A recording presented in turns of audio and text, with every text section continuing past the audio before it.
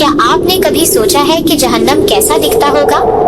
शायद आग और धुएं जैसा, या शायद जकार्ता की उस पुरानी बदबूदार 20 मंजिला बिल्डिंग जैसा, जहां हर फ्लोर पर मौत आपका इंतजार कर रही है। You're never gonna make it, you're not good enough. There's a million other people with the same stuff. You really think you're different, man, you must be kidding. Think you're gonna hit it, but you just don't get it. It's impossible, it's not probable, you're irresponsible. Too many obstacles, you gotta stop it, yo, you gotta take a... आगे बढ़ने से पहले अगर आपको भी ऐसी movies का गहरा तज्जिया पसंद है तो मूवी मिस्ट्री हिंदी को अभी सब्सक्राइब कर लें और इस वीडियो को लाइक कर दें, क्योंकि आज का ये सफर बहुत ही खतरनाक होने वाला है। तो क्या रामा उस मौत के कुएं से बाहर निकल पाएगा, या इस बिल्डिंग की दीवारें उसे हमेशा के लिए दफन कर देंगी? चलिए गहराई से समझते हैं द रेड रिडेम्पशन को। Part 1, intro. दोस्तों, एक्शन मूवीज तो बहुत बनती हैं, लेकिन कुछ मूवीज ऐसी होती हैं जो एक्शन को एक अलग ही लेवल पर ले जाती हैं। द रेड रिडेम्पशन सिर्फ एक स्वॉट मिशन की कहानी नहीं है, बल्कि ये एक इंसान की बका यानी सर्वाइवल की लड़ाई है। एक 20 मंजिला बिल्डिंग जिसकी हर दीवार और हर कमरे में मौत छुपी है। आज हम इस मूवी को गहराई से समझेंगे और देखेंगे कि कैसे डायरेक्टर गैरेथ इवंस ने सलात मार्शल आर्ट्स को मौत का खेल बना दिया है। Part 2, the ambush. कहानी शुरू होती है एक सुबह से, जहां रामा अपनी हामला बीवी से वादा करता है कि वो सही सलामत वापस आएगा। लेकिन उसे नहीं पता कि वो जिस बिल्डिंग में जा रहा है वो एक जहन्नम से कम नहीं है। स्वॉट टीम बिल्डिंग में दाखिल होती है, सब कुछ शांत है, लेकिन ये वो खामोशी है जो तूफान से पहले आती है। जैसे ही बिल्डिंग का बॉस तामा ये ऐलान करता है कि जो भी इन पुलिस वालों को खत्म करेगा उसे रिवॉर्ड मिलेगा, पूरी बिल्डिंग उनका दुश्मन बन जाती है। Part 3, the survival game. तामा के ऐलान के बाद स्वॉट टीम के लिए हर मोड़ पर मौत खड़ी होती है। मुजरिम लिफ्ट की तारें काट देते हैं और टीम वही फंस जाती है। यहाँ से शुरू होता है असली सर्वाइवल गेम। जब हर तरफ से गोलियां चल रही होती हैं, तब सार्जेंट जाका को एहसास होता है कि उनका एमो खत्म हो रहा है और दुश्मन बढ़ते ही जा रहे हैं। रामा और उसके बचे हुए साथी अब एक ऐसे फ्लोर पर हैं जहां उन्हें सिर्फ अपने दिमाग और ताकत का इस्तेमाल करना है।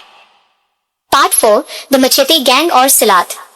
दोस्तों, यहाँ हमें पहली बार रामा का वो जबरदस्त सलात एक्शन देखने को मिलता है, जहाँ वो अकेला पूरी मचेते गैंग से भर जाता है।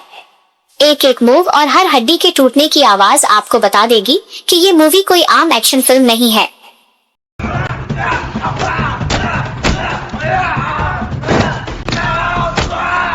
इस खतरे से निकलने के बाद रामा अपने एक जख्मी साथी को बचाने के लिए दीवार के पीछे बनी एक छोटी सी जगह में छुप जाता है। बाहर दुश्मन दीवार में तलवार मारकर चेक कर रहा होता है। यह सीन इतना सस्पेंस से भरपूर है कि आप अपनी सांस रोक लेंगे। Part 5, the brothers twist. लेकिन दोस्तों, इस बिल्डिंग में सिर्फ मौत नहीं, बल्कि पुराने रिश्ते भी जुड़े हुए हैं। जब रामा का सामना एंडी से होता है, जो बिल्डिंग के बॉस का सबसे खास आदमी है, तो कहानी में एक बड़ा ट्विस्ट आता है। एंडी कोई और नहीं बल्कि रामा का बड़ा भाई है। यहाँ डायरेक्टर हमें दिखाते हैं कि कैसे एक ही खून दो अलग रास्तों पर निकल गया। एक कानून की हिफाजत कर रहा है और दूसरा जुर्म की दुनिया में पनाह लिए हुए है। पार्ट 6, मैड डॉग और द फाइनल स्टैंड।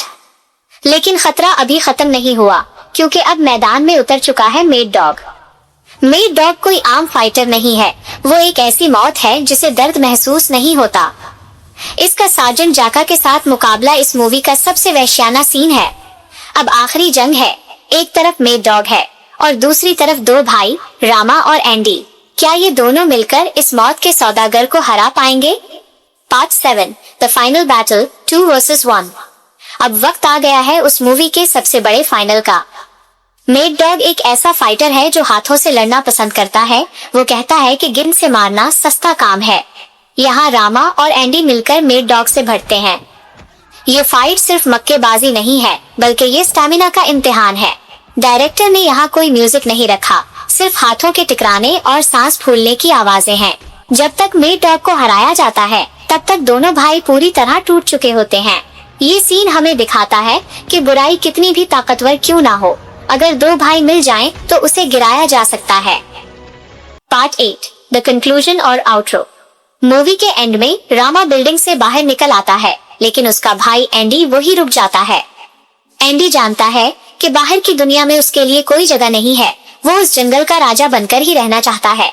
दोस्तों, द रेड रिडेम्पशन सिर्फ एक फिल्म नहीं, एक तजुर्बा है। उसने एक्शन सिनेमा की पूरी तारीफ ही बदल दी। आपको ये मूवी कैसी लगी और क्या आप चाहते हैं कि मैं द रेड 2 का भी इसी तरह का डीप एनालिसिस करूं? कमेंट में जरूर बताएं। अगर वीडियो पसंद आई तो मूवी मिस्ट्री हिंदी को सब्सक्राइब करना मत भूलना।